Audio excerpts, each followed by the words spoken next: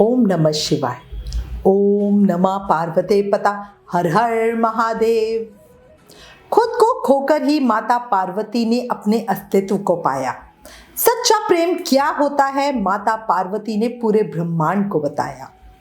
शिवरात्रि की हार्दिक शुभकामनाएं। दो शब्द मेरे महादेव के श्री चरणों में। कैसे कह दूं कि मेरी हर दुआ बेअसर हो गई। मैं जब भी रोई मेरे महादेव को खबर हो गई। ये बात हमेशा याद रखना। जो करते हैं दुनिया पे भरोसा वो चिंता में होते हैं। जो करते हैं महादेव पर भरोसा वो चैन की नींद सोते हैं। सही कह रही हूं। अब आज इस वीडियो में आपको महाशिवरात्रि व्रत की तो पौराणिक कथा और भगवान शिव की आरती बताती हूँ। महाशिवरात्रि की कथा में हमें ये वृत्तांत मिलता है जिसके अनुसार किसी के द्वारा अनजाने में की गई पूजा से भी प्रसन्न होकर भगवान शिव ने उन्हें अपनी असीम कृपा प्रदान कर दी। अगर यही पूजा व्रत पूरे भाव और विधान के साथ किया जाए तो उसके फलों को शब्दों में कहना बहुत मुश्किल है। ये व्रत सभी इच्छाओं को पूरा करने वाला माना गया है। अब कथा सुनते हुए हाथ में फूल, जल, चावल और दक्षिणा ले और कथा सुनने से पहले भगवान शिव से प्रार्थना करें और कहें, हे शिव शंभु, आप जटाओं में गंगा जी को धारण करने वाले, सर पर चंद्रमा को सजाने वाले, मस्तक पर त्रिपुंड और तीसरे नेत्र वाले, कंठ में नागों की तथा रुद्राक्ष की माला से सुशोभित होने वाले, आपके हाथ में डमरू और त्रिशूल है। भक्तगण बड़ी श्रद्धा से आपको शिव शंकर, भोलेनाथ, महादेव, भगवान आशुतोष, उमापति, गौरी शंकर, सोमेश्वर, महाकाल, ओमकारेश्वर, वैद्यनाथ, नीलकंठ, त्रिपुरारी, सदाशिव और अन्य सहस्त्र नामों से संबोधित करके आपकी पूजा अर्चना करते हैं। ऐसे भगवान शिव शंभु के श्री चरणों में हम सबका बारंबार प्रणाम है। मैं सपरिवार आपकी शरण में हूँ। हे दीनानाथ, हम सब की मनोकामना पूरी करना। बोला भोलेनाथ की जय। अब आपको शिवरात्रि व्रत की पहली पौराणिक कथा बताती हूँ।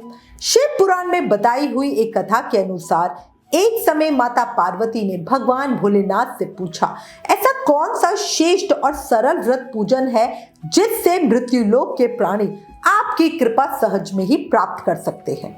उत्तर में शिव जी ने पार्वती को शिवरात्रि के व्रत का विधान बताकर एक सुंदर कथा सुनाते हुए कहा, एक गांव में एक शिकारी रहता था।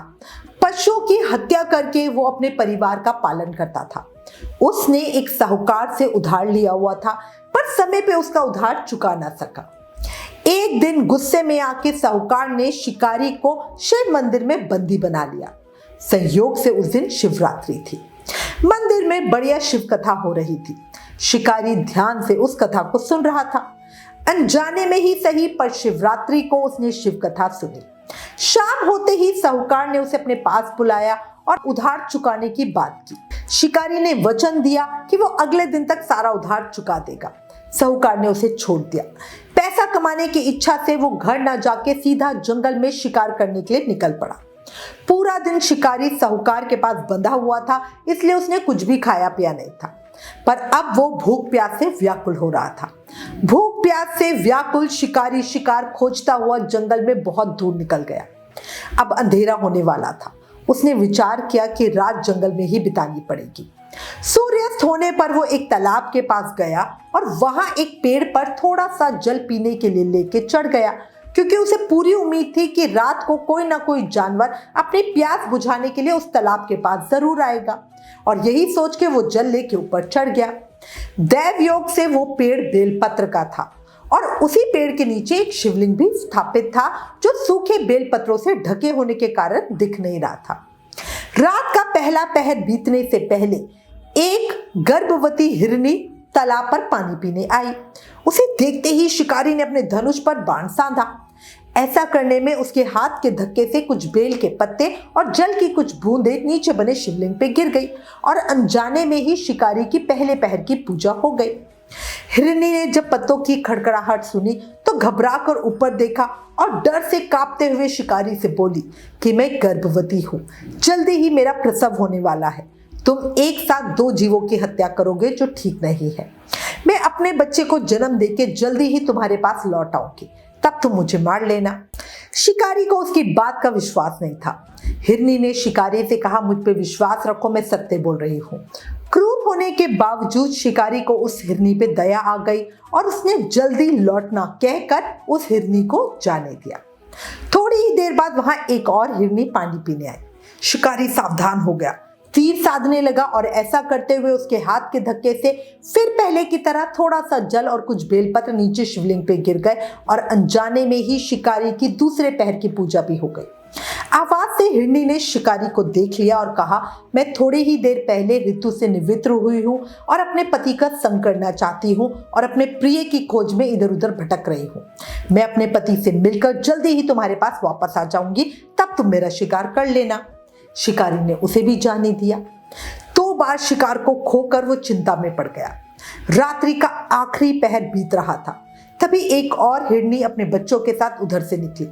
शिकारी के लिए उत्तम अवसर था। उसने फिर से धनुष पर तीर चढ़ाया, जिससे कुछ बेलपत्र और जल फिर से शिवलिंग पे गिर गए और अनजाने में ही उसकी तीसरे पहर की पूजा भी हो गई।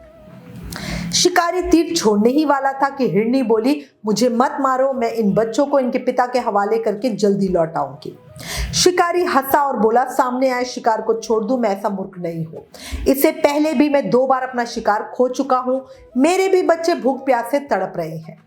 उत्तर में हिरनी ने कहा, जैसे तुम्हें अपने बच्चों की ममता सता रही है, ठीक वैसे ही मुझे भी अपने बच्चों की ममता सता रही है। इसलिए सिर्फ बच्चों के नाम पे थोड़ी देर के लिए मैं जीवन दान मांग रही हूँ। मेरा विश्वास करो, मैं इन बच्चों को इनके पिता के पास छोड़ के तुरंत लौटने की प्रतिज्ञा करती हूँ। हिरनी की बात सुनकर शिकारी को दया आ गई और उसने उस हिरनी को भी जाने दिया। शिकारी के इंतजार में बेल वृक्ष पर बैठा शिकारी बेल पत्र तोड़ तोड़ कर नीचे फेंक रहा था।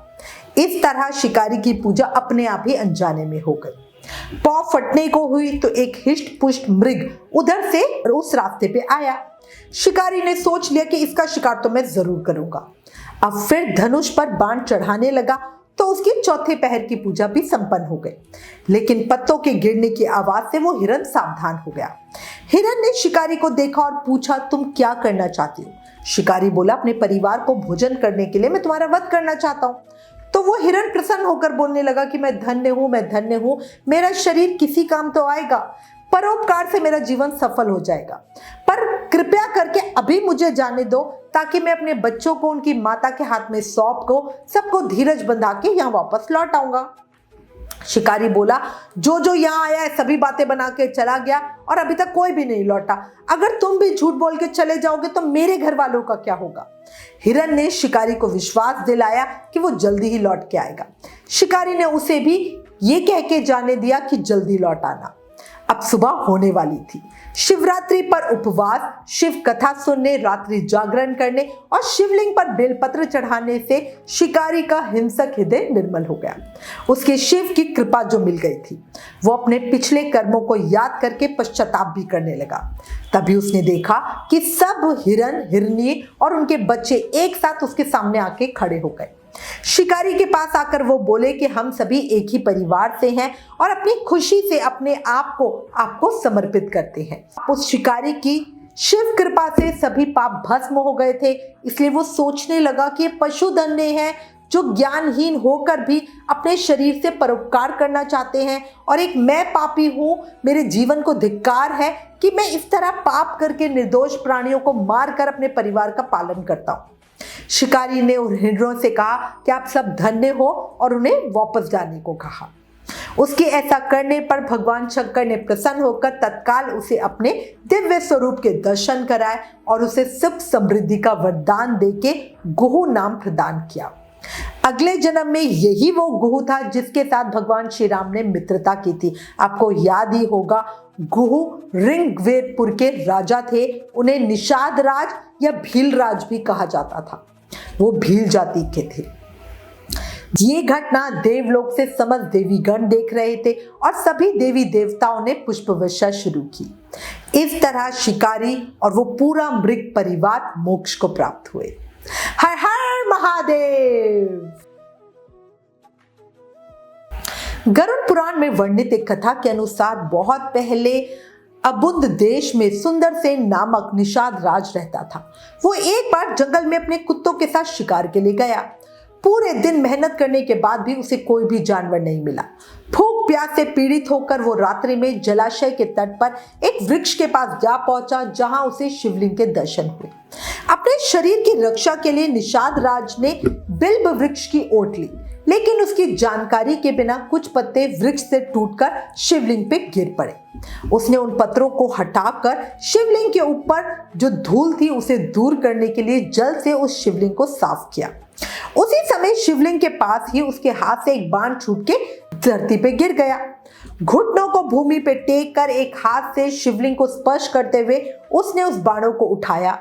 राजा द्वारा रात्रि जागरण, शिवलिंग का स्नान, स्पर्श और पूजन हो गया और इस तरह शिवरात्रि के दिन उसकी शिव पूजा पूरी हुई और ये प्रक्रिया उसकी पूरी अनजाने में ही हुई। प्रातःकाल होने पर निषाद राज अपने घर चले गए और पत्नी द्वारा दिए गए भोजन को खा के अपनी भूख मिटाई। समय आने पर उसकी मृत्यु हुई तो यमराज के दूत उसको पाश में बांध के यमलोक ले जाने लगे। तब शिव जी के गणों ने आके यमदूतों से युद्ध करके निषाद राज को पाश से मुक्त करवाया। इस तरह वो निषाद भगवान शिव के प्रिय गणों में शामिल हुआ।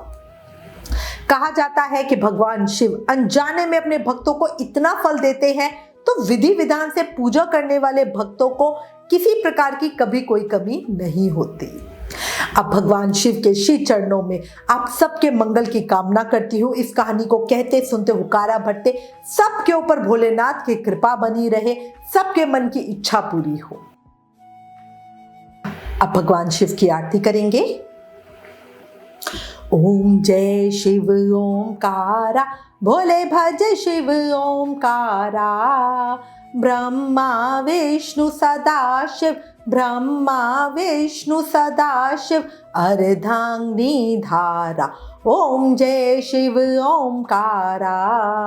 एकानन चतुरानन पंचानन राजे, स्वामी पंचानन राजे। हंसासन गरुणासन, हंसासन गरुणासन, वृक्ष वाहन साजे। ओम जय शिव ओंकारा। दो भुज चार चतुर्भुज, 10 भुज ते सोहे, स्वामी 10 भुज ते सोहे। तीनों रूप निरखता, तीनों रूप निरखता, त्रिभुवन जन मोहे। ओम जय शिव ओंकारा। अक्षमाला वनमाला, मुंडमाला धारी, स्वामी मुंडमाला धारी। त्रिपुरारी कंसारी, त्रिपुरारी कंसारी, वरमाला धारी। ओम जय शिव ओंकारा। श्वेतांबर पीतांबर, बागांबर अंगे, भोले बागांबर अंगे। सनकादिक ब्रह्मादिक, सनकादिक ब्रह्मादिक, भूतादिक संगे। ओम जय शिव ओंकारा। कर में श्रेष्ठ कमंडल, चक्र त्रिशूल धरता, स्वामी चक्र त्रिशूल धरता। जग करता जग हरता, जग करता जग हरता, जग पालन करता। ओम जय शिव ओंकारा। ब्रह्मा विष्णु सदाशिव, जानत अविवेका, स्वामी जानत अविवेका। प्रणवाक्षर के माथे ये तीनों एका। ओम जय शिव ओंकारा। त्रिगुण शिव जी की आरती, जो कोई जन गाता, प्रेम सहित गाता। कहत शिवानंद स्वामी, रटत हरि हर स्वामी, सुख संपत्ति पाता। ओम जय शिव ओंकारा। हर हर महादेव। ओम नमः पार्वते पदा, हर हर महादेव। हमारे महादेव भक्तों पर बड़ी कृपा करते हैं, ना जाने किस भेष में आकर काम मेरा कर जाते हैं। मैं जो भी मांगू महादेव वो मुझको चुपके से दे जाते हैं। जय हर हर महादेव।